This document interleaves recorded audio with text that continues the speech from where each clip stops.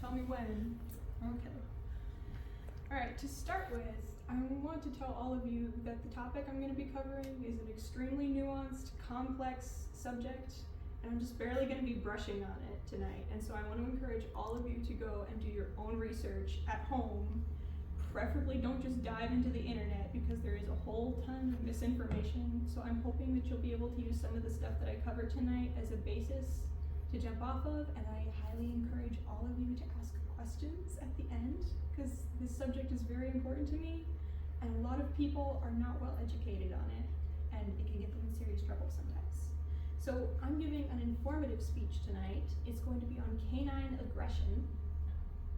So for starters, let's define what we mean by canine aggression.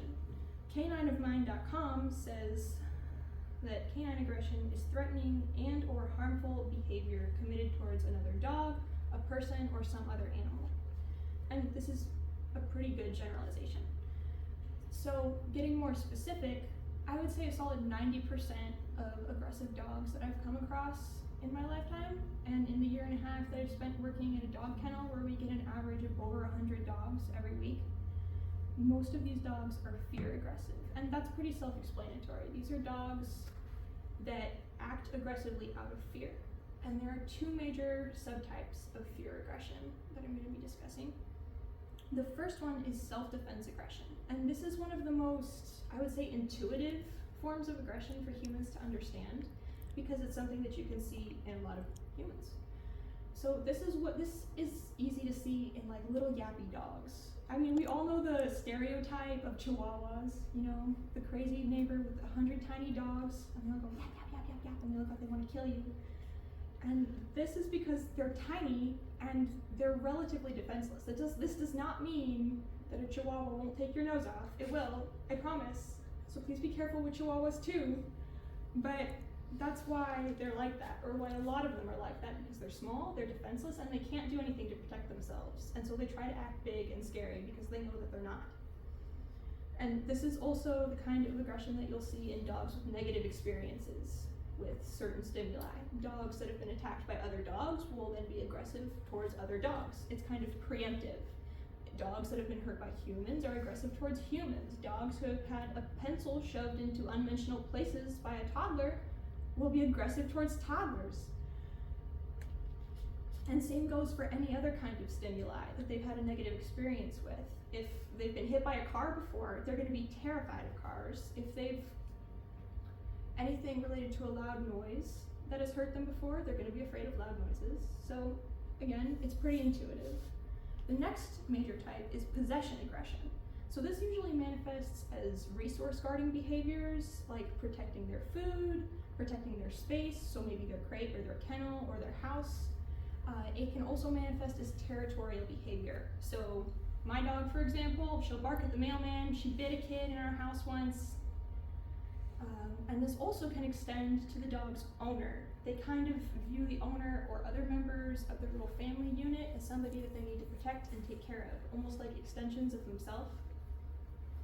And so they'll be aggressive towards anything that they perceive as a threat to those people, as well as to themselves.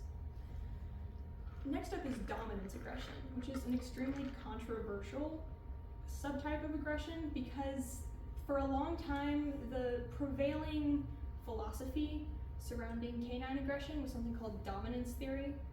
And this basically said that all dogs are aggressive because they want to be in charge and they want to be the alpha male.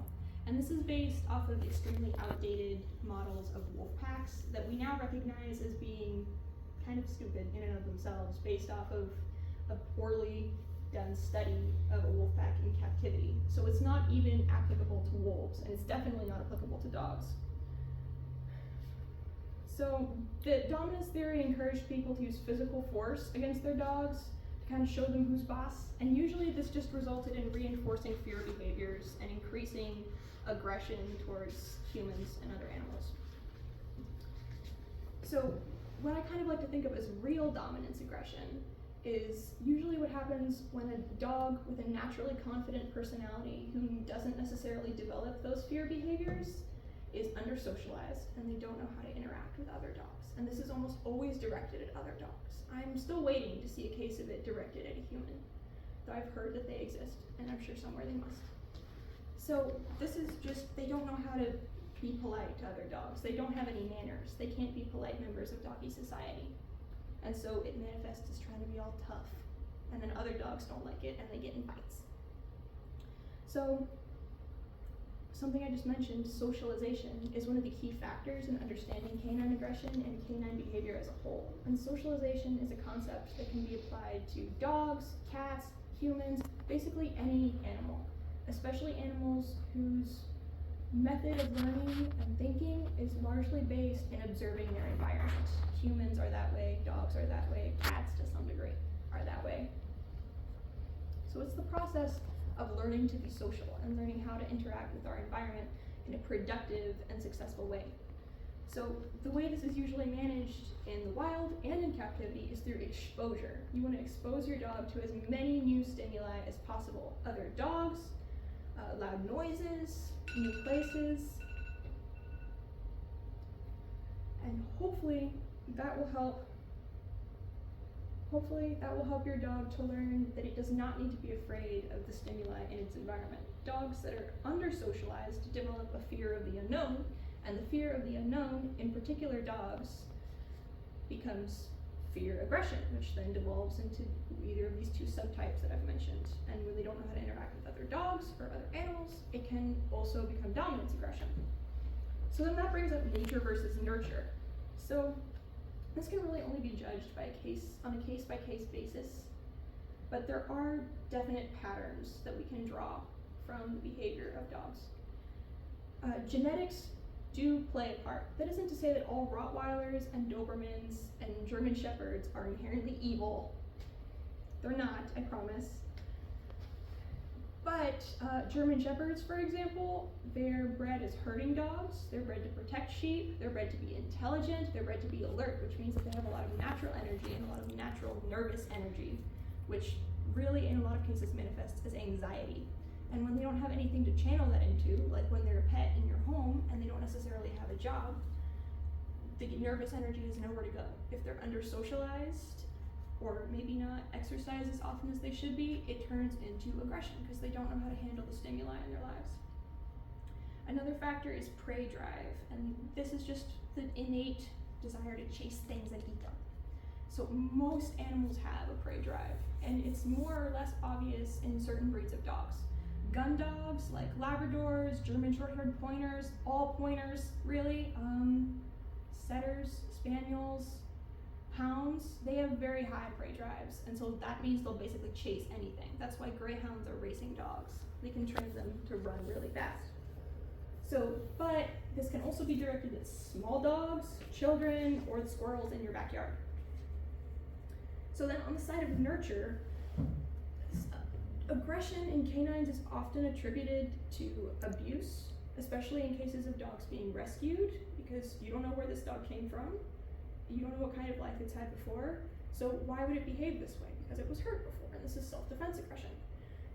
So in some cases this is true, but I would say as a guesstimate, 80% of cases of canine aggression, there is no abuse.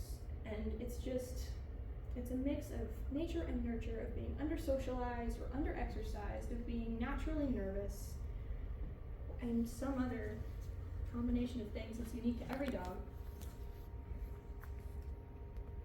And it's usually not actually a case of abuse. In cases of actual abuse, these dogs are usually, their reactions are very extreme and they're usually very sudden, and that's usually how you can tell. And they'll be particular as well. Like maybe they only respond that way to men or to people moving really fast, really suddenly. So I've already gone over time, I think, by several minutes. So I guess I'll wrap it up there. Thank you for listening. Good night.